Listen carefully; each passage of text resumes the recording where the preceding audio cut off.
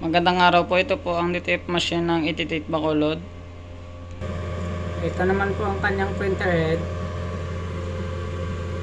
Ayan po. Head clean.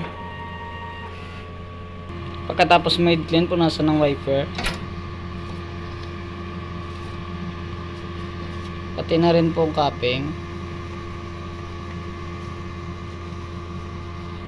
Nozzle test.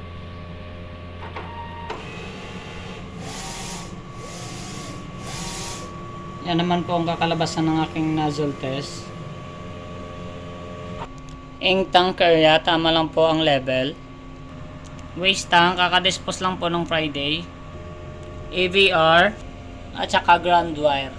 Dito naman po nakalagay yung mga ink ko, at saka powder. Ayan po. Dito naman po nakalagay yung mga film ko. DTF monitoring. Daily monthly checklist,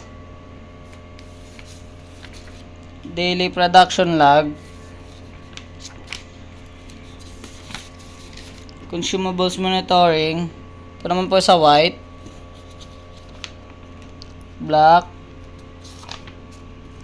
yellow,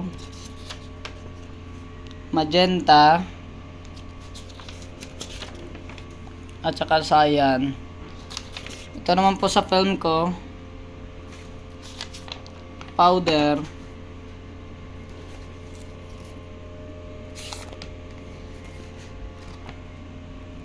yun lang po. Updated na rin po sa system yung daily output at ang weekly physical inventory.